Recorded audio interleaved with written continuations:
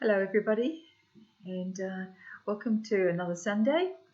It's looking like there's more rain coming outside, and if I look a little bit half asleep, it's because I just had a nice sleep on the couch. But here we are, having had a lovely service this morning in Maraetai again. It's always lovely to gather there, and today we're going to share with you from the book of Luke, first of all, chapter 7, verses 31 to 34. Jesus continued, "Now to what can I compare the people of this day? What are they like? They are like children sitting in the marketplace. One group shouts to the other, 'We played wedding music for you, but you wouldn't dance. We sang funeral songs, but you wouldn't cry. John the Baptist came and he fasted and drank no wine, and you said, he has a demon in him. The Son of Man came and he ate and drank, and you said, look at this man. He is a glutton and a wine drinker, a friend of tax collectors and other outcasts." And from Luke chapter 19, verses 2 to 7. There was a tax collector there named Zacchaeus, who was rich. He was trying to see who Jesus was, but he was a little man and could not see Jesus because of the crowd. So he ran ahead of the crowd and climbed a sycamore tree to see Jesus, who was going to pass that way. When Jesus came to that place, he looked up and said to Zacchaeus, "Hurry down, Zacchaeus, because I must stay at your house today." Zacchaeus hurried down and welcomed him with great joy. All the people who saw it started grumbling, "This man has gone as a guest to the home of a sinner." And from Luke chapter 15, 1 to 6. One day, when many tax collectors and other outcasts came to listen to Jesus, the Pharisees and teachers of the law started grumbling. "This man welcomes outcasts and even eats with them." So Jesus told them this parable. "Supposing one of you has 100 sheep and loses one of them, what do? You leave the other 99 sheep in the pasture and go looking for the one that has got lost until you find it. When you find it, you are happy, and you put it on your shoulders and carry it back home. Then you call your friends and neighbors together and say to them, 'I am so happy I have found my lost sheep. Let us celebrate.'" Thanks be to God for this reading of his word. Amen.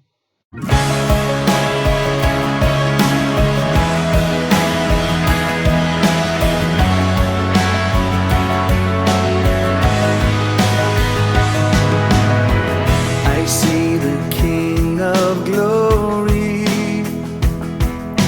coming on the clouds with fire.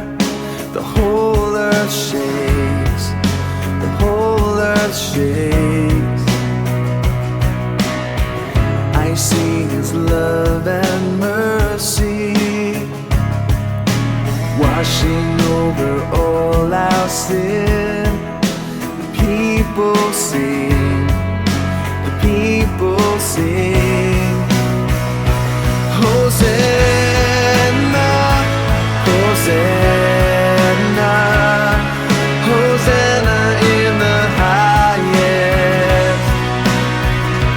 Hosanna,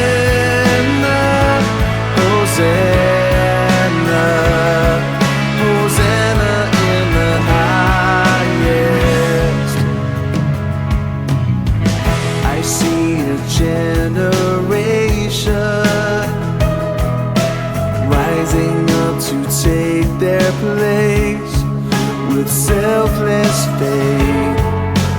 selfless faith. I see a near revival stirring as we pray and seek. We're on our knees. We're on our knees. Hosanna, Hosanna, Hosanna in the highest. Hosanna, Hosanna, Hosanna in the highest.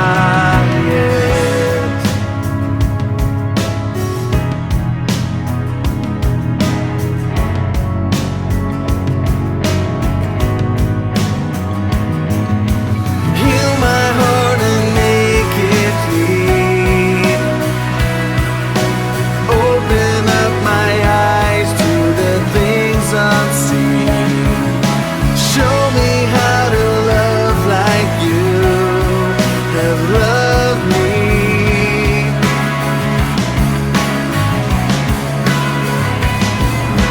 Break my heart for what breaks yours. Everything I am for your kingdom's cause. As I walk from earth into eternity.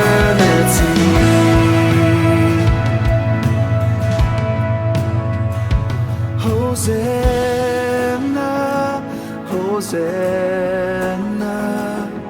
Hosanna in the highest. Hosanna,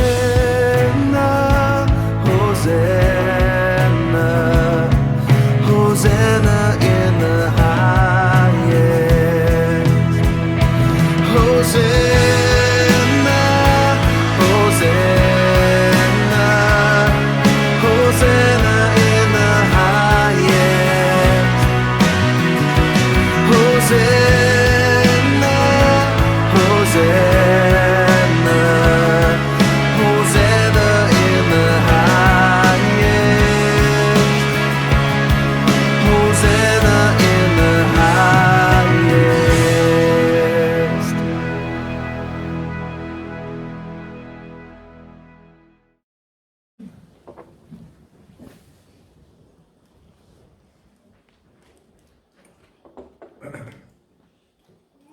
Trying to explain to children what the Lord's Supper or communion is all about is extremely difficult because I don't understand it, for a start. I do know that over the centuries there's been lots of fights and battles over it, and people have actually been killed because they believe such and such, and which is a very terrible thing that this should happen. So for me, the table is God saying, Mark, I love you. And if I can understand that, I don't have to worry about the rest. Let us pray. May the words of my mouth and the thoughts of our hearts be acceptable in your sight, O Lord, our strength and our Redeemer. Amen. I grew up in a home where my father had this radical sense of hospitality. Where we lived, there was in Canada, there was a big single men's camp, and my father invariably, because he was a chef, and in the hotel and the single men's camp, single men used to come often to the hotel, he would bring people home for dinner. So there was people that came from all over the world. I remember a violinist from Germany who entertained us with his violin. Now, if you're trying to entertain 3 young kids with a violin and they never heard a violin before, keeping a straight face was difficult. But we did it, and we were gracious. I remember there was a Finnish artist. This was in the 50s, and he was early 50s, and he had left Finland for fear of Russian invasion. So he had lovely stories to tell about Finland. There were Italians, there were Scots in great number because my father had lived in Scotland. All these people had come to Canada to start again. And at Christmas dinner, there was always these extras, these guys that would come in and join our table. And they were always made welcome. It was always a kind of expansiveness, not out of wealth because my parents weren't rich, but more out of sacrifice, because this is what you did. You welcomed strangers, you opened your door to strangers, you opened your table to strangers. And in the act of eating and drinking together, strangers experienced belonging and friendship and shared stories of their life's journeys. And that's still so important today. I believe that many families have lost the art of sitting down at a table and listening and to each other. And they've either got their cell phones close at hand, they got something else close at hand, or they're sitting around watching something, but now it's probably watching 10 different things all at once. So there's a kind of a loss of, I think, a loss of table fellowship. When Heather and I married, hospitality was very big. I remember when we were students in Dunedin, living on a bursary, the same hospitality continued with the fare, mostly, what could you do with 500 grams of mince? And we had some lovely concoctions out of 500 grams of mince. I actually remember we had somebody around for dinner one night, and on the way from the kitchen to the dining room stroke lounge, I stumbled and the mince and the crockery pot ended up on the floor. I scraped it up, put it back in the pot. No, I didn't. Check to see if you're listening. And what was obvious was food wasn't that important. It wasn't so important. It was the home offered. It was the love extended. It was welcome. Mostly, I guess. I think some of the students who were from Samoa and the Cook Islands probably thought we were a bit stingy. Right? Because if we went to their place for dinner, they would go all out. There would be all sorts of vegetables, which, okay, Heather enjoyed them. And there'd be lots of vegetables. There'd be taro and pumpkin and roast kumara, and there'd be meat and all this kind of stuff, and not much dessert, but a huge table. And their hospitality was out of this world. They came to our place. I remember a friend of mine saying, well, at least you roast the potatoes. I like mashed potatoes, but never mind. So I was talking to my friend, and he said, Mark, the difference between your culture and my culture is that if there's a toss-up between buying a coffee table and putting on a feast, we'll opt for putting on the feast. Okay? If we got money to spend and they said, oh, a coffee table looks good, let's put on a feast instead and bring people around. That's the difference between our cultures. We'd probably buy a coffee table and look at it. Cool. A coffee table. And I kind of learned that it's not what's on the table so much as what's in the hearts of those at the table, especially if you're a host. Have you ever been to these homes? I've never ever been. Yes, I have actually. You've been to the homes and they're really stingy? You don't want to admit that you have friends like that. But I think, okay. And you go to other places and you think, wow, this is amazing.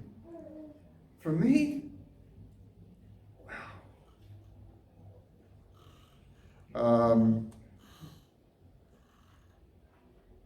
Always, God was acknowledged as grace was said, and thanksgiving given for the gift of food and being able to eat it together. And so Heather and I in our ministry to this day, we will have 2 Christmas dinners. We'll have a Christmas dinner for the family. They've stopped us inviting guests to that because altogether there's about 20 of them now. Is that right? 21. 21, sorry. Plus, we'll have a Christmas dinner for those who may not have a family around. Right? We would normally invite them all together, but there's too many. So we have 2 Christmas dinners. And there's something sacred about sitting around a table, and time is taken to make it special, and maybe candles are lit. Do you like candles at your tables? Good. And the best glasses and crockery are used? Yes? No.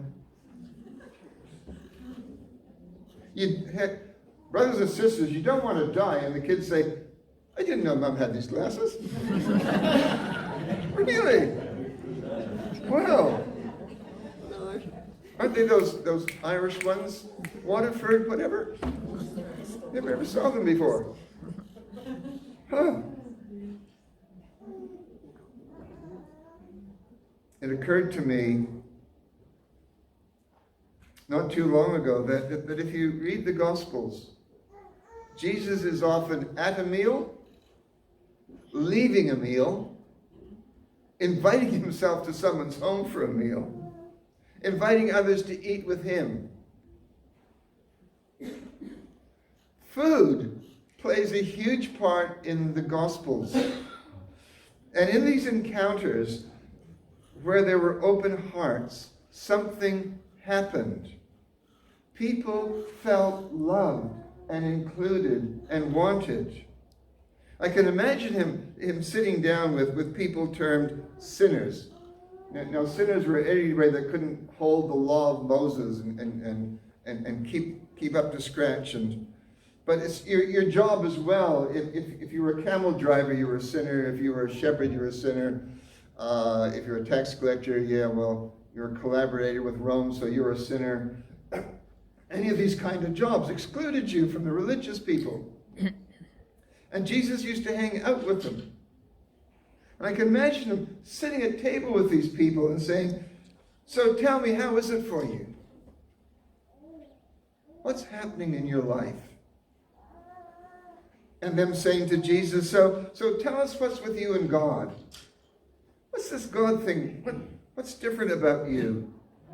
And him telling them stories, the same stories we still read today, called parables. And when they say, well, look, tell us about God, he say, well, look, I'll tell you about God. I was a shepherd who lost a sheep. Oh, I get it. I get it. Or it's like a woman searching in the dark for a lost coin. Really? Is that what God's like? Wow. Or a father ever knowing that one day his son will come home and that he will embrace them. But he didn't just meet with them. He laid down at table with them. By the way, you laid down at table in those days. So if you want to be truly New Testament, go home, chop the legs off your tables. That'll surprise your guests when they come. And put cushions all around it, and you lie down and you recline. Cool. That's why, by the way, I'm rambling. Feet washing was so important. Right? So you've been tromping around through these streets. They didn't have street cleaners. They were animals, camels, all these kind of things, doing what camels and other things do. And so when you got in, you can imagine your feet? Especially if you're wearing Roman sandals because you're a Roman all over the place. So you had to have your feet washed because you'd be lying down, you're next to somebody's feet. Okay. Why am I telling you this? So you're lying down. It's very intimate and inclusive. And he ate from the same loaf on the table as they did. And he dipped his bread into the same herbs as they did. And he drank from the same cup of wine as they did. And these people knew if ever there was a God, this God would be like Jesus. And I think they would feel safe when he was there. And they would feel they mattered, and that in some way they were worthy And would they not have felt Jesus' love for them? And would he not have enjoyed maybe simple stories of their lives and survival and their longing to know God, and that maybe in a land occupied by imperial Rome there might one day come a time when they would be free, maybe a time beyond time in the very heaven of God. I think they would have been people who, when the table had been cleared away and Jesus had moved on, might say, "Didn't our hearts burn within us when he sat at table with us and spoke to us?" I would like to think so.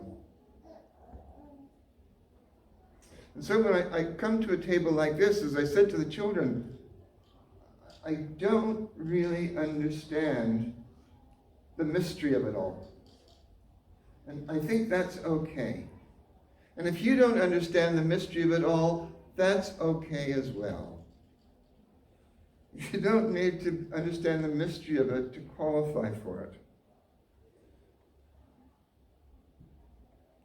When I come to the Lord's table, maybe that's what I seek. To know that there's this love that won't let me go. That it is his table at which you and I are invited to sit, the table where, as our host, we are invited to trust in him. Trust that whatever happens in life, whatever seeming tragedy, yet will there be a day when all that seems lost will be restored. Whatever great joy shall be made yet more joyous. For this is the table of the great High King, at which we remind ourselves that nothing will ever separate us from his love.